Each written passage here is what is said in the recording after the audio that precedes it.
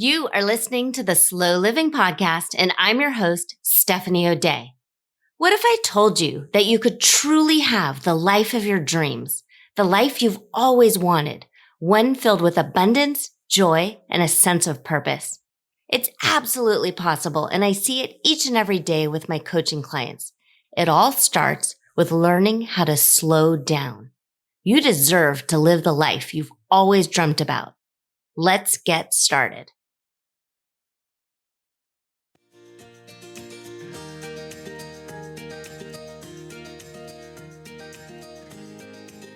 Episode number 59.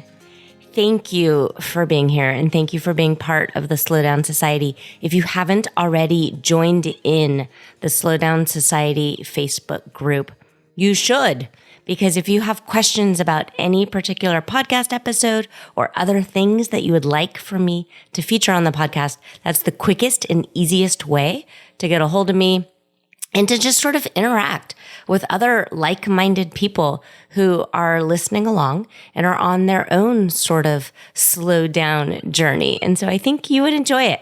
And if social media is not for you, that is okay.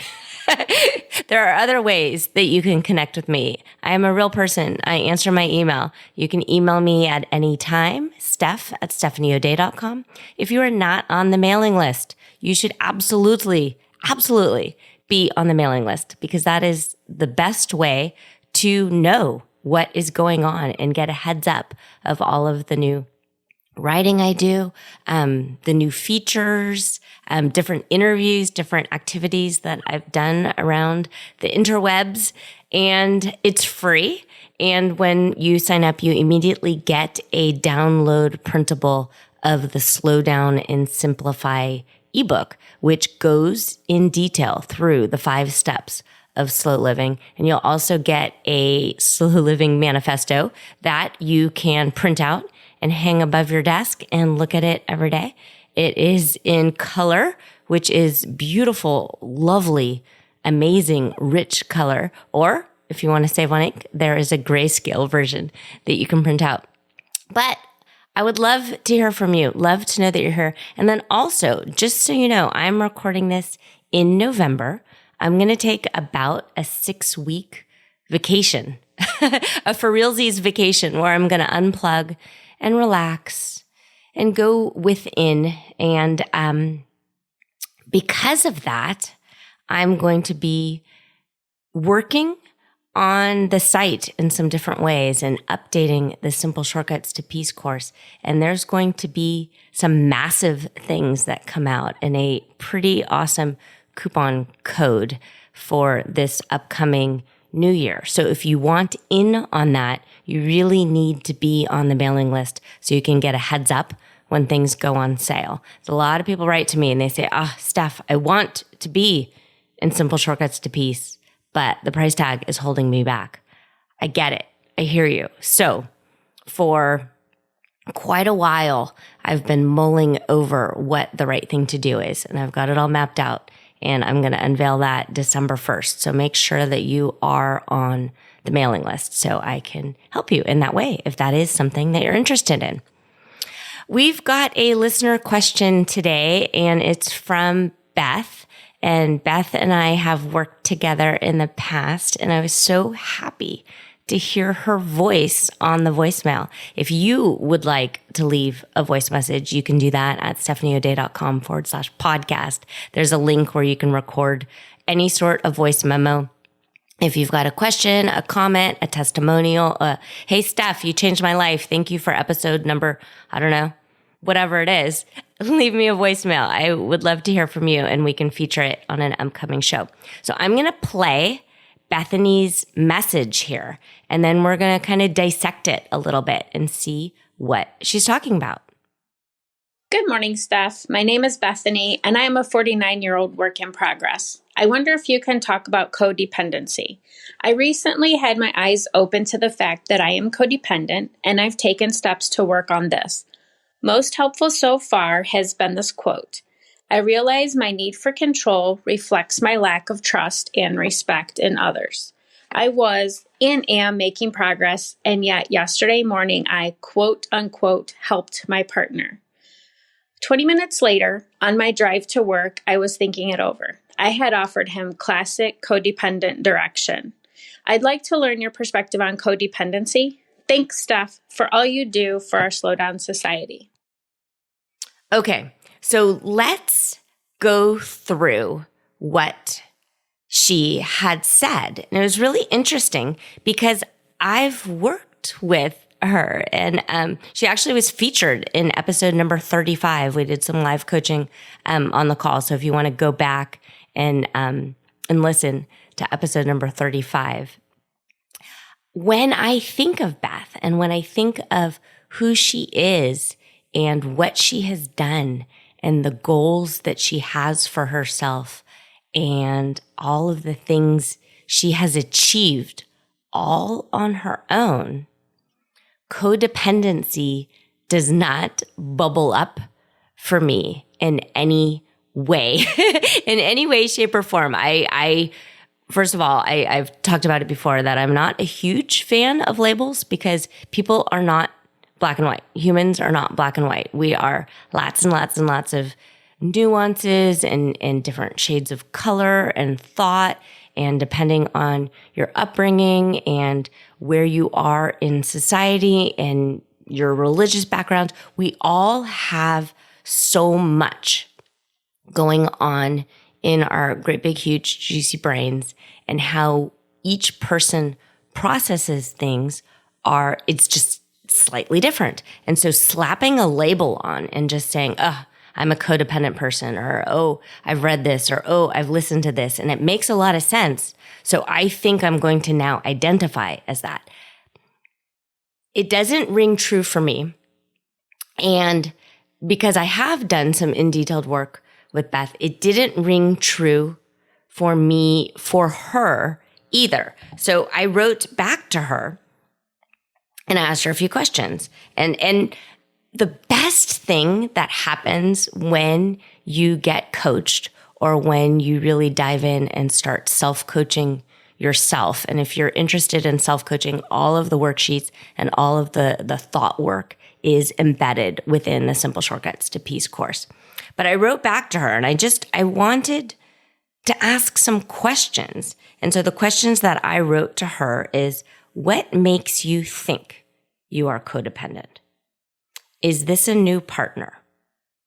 Were you told you were controlling?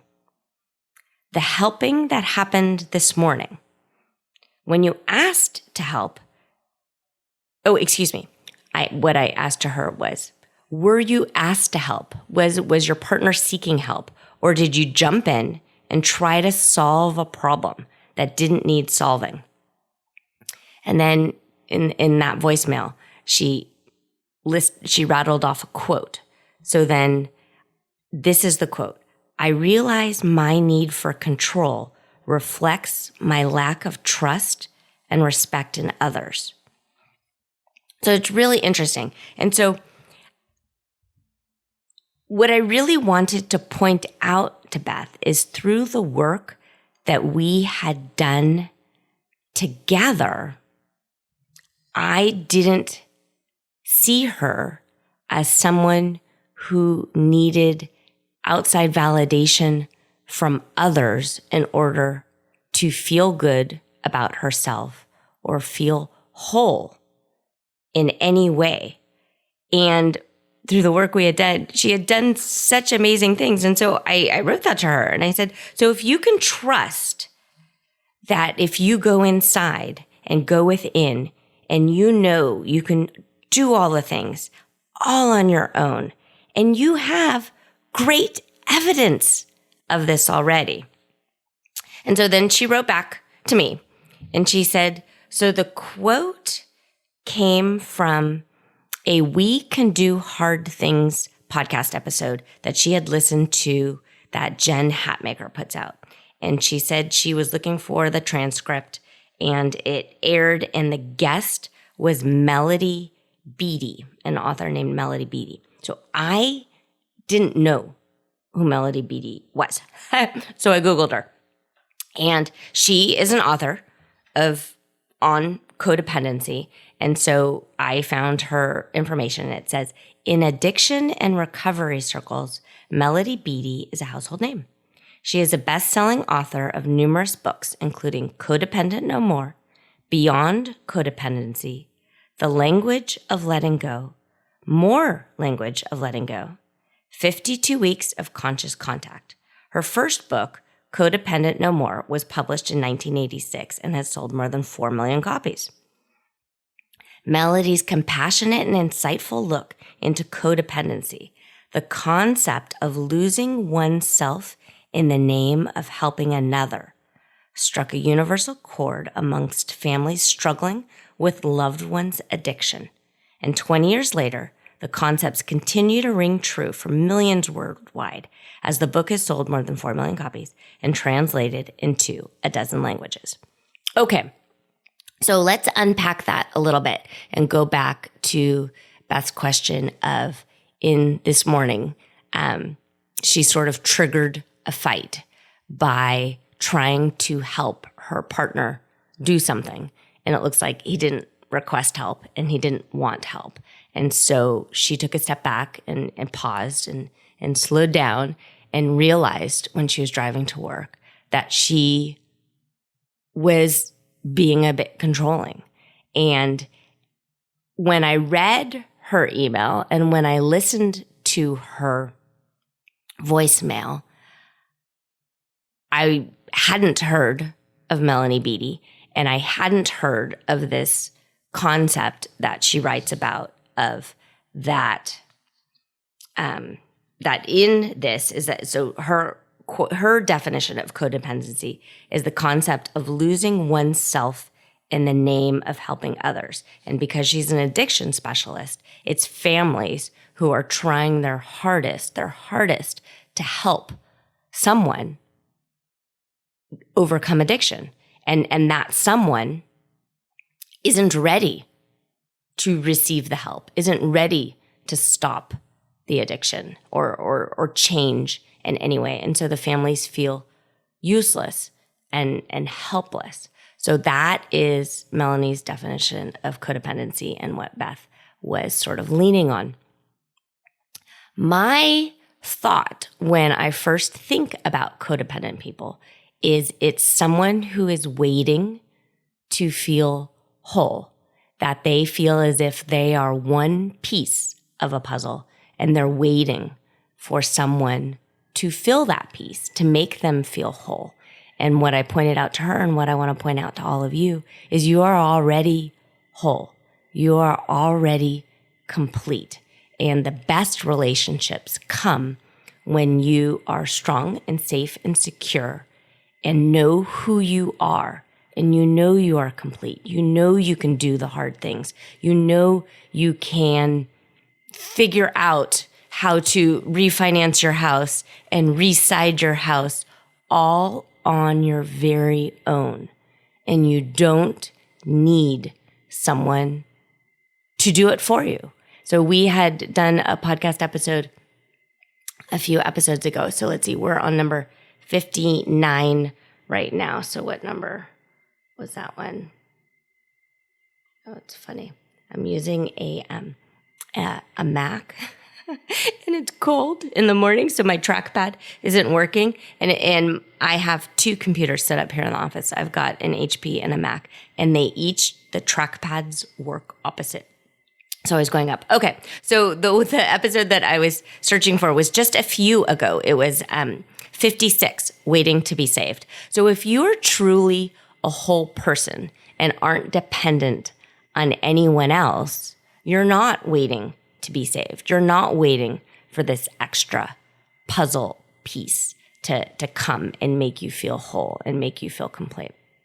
So that is the definition that I had going into this interaction and into listening to this voicemail. And I have not gone and listened to Jen Hatmaker's episode with Melanie Beattie. I probably should. I probably should. And maybe I will on my walk with Sheldon this morning. But I wanted to record this because I had some thoughts. And I had some thoughts, especially because I've worked with Beth and I know her. And when you are doing some self-discovery and some personal development, and this happens absolutely in psychology when students are studying different things in psychology for the first time and they're going through the textbooks. Every single thing that is discussed, students read that and say, I have that. That's me. I have this, that, or the other. Because as humans, we're constantly trying to find ways to relate to each other. And so writing a book where you're sort of blankety making it seem as everybody or everyone in some way has a tiny touch of codependency and you're reading it, it's very easy to just say, yep, that's me. I've got that. I do it myself. I see it with my kids. I see it with my husband. I see it with my friends. I see it with my coaching clients.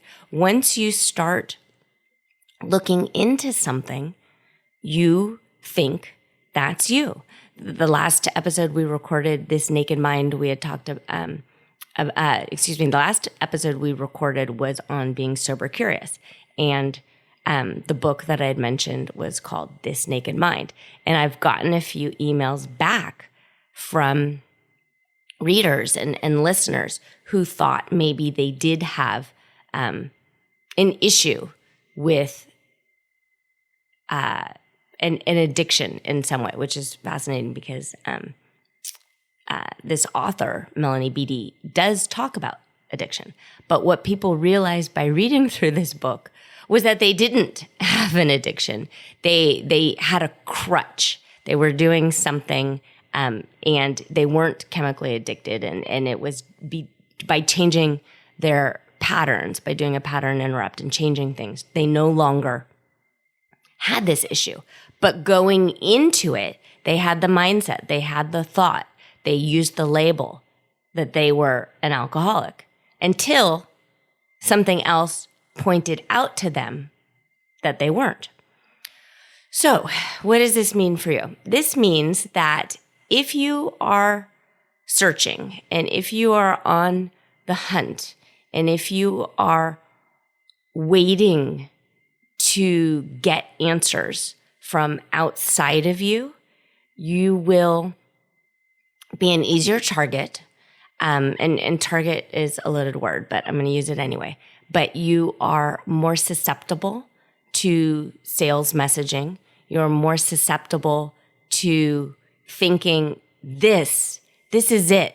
This is the answer to my prayers. This is exactly who I am. This person, this course, this material, this everything, this book, this philosophy, this religion, this cult, this group of people, this business opportunity. This is the answer to everything I've been seeking. This very one thing is the answer. And so I want you to slow down. And I want you to really think about it. Because I truly believe that the answers come from within.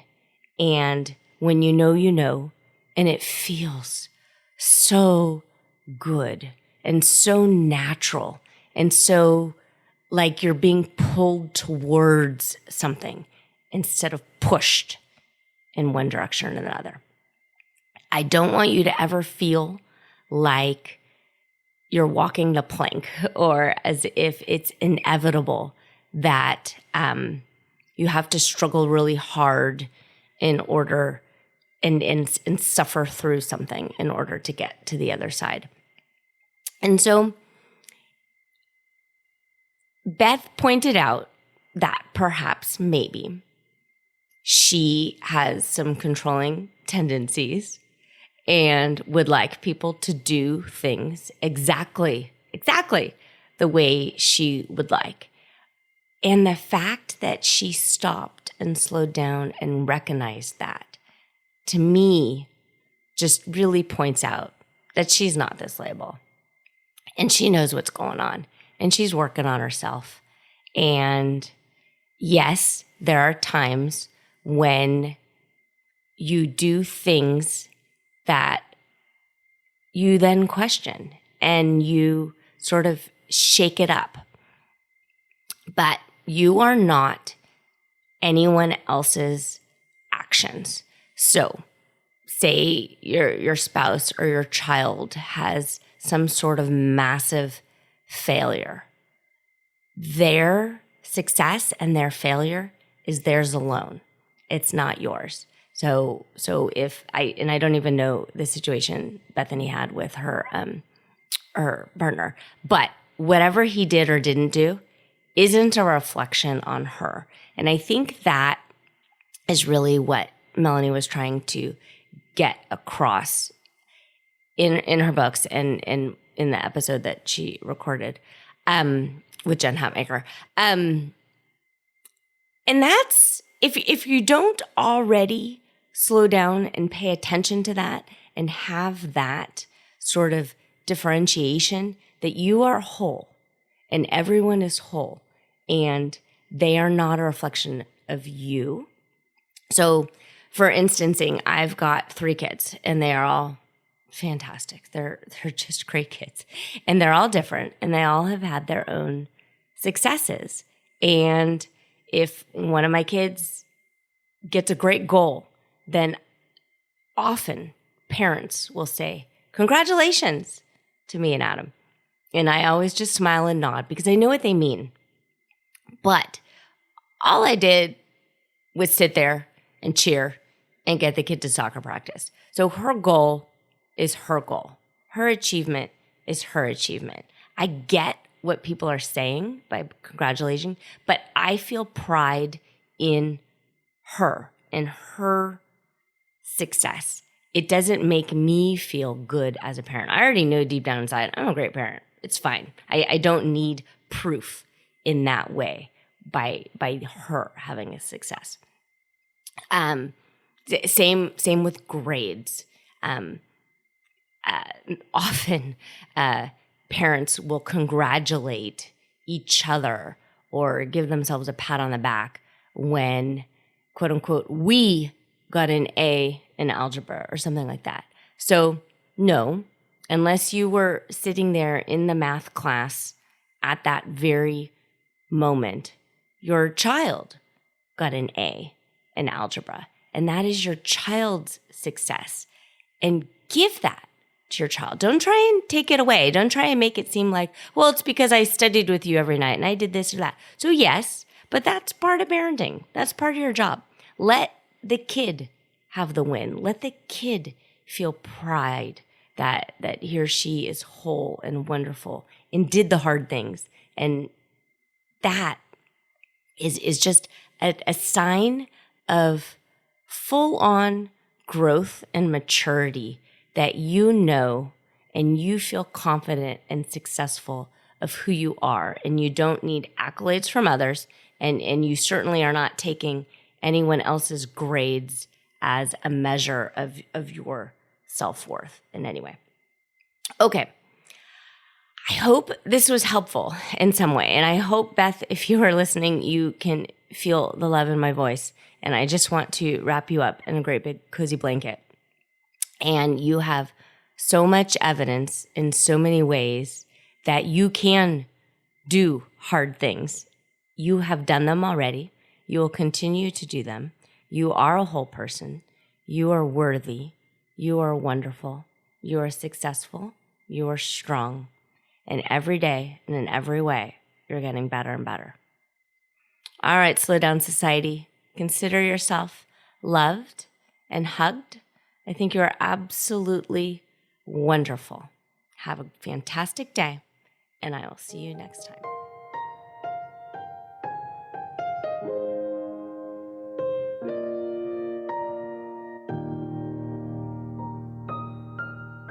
Do you have a slow living story to share?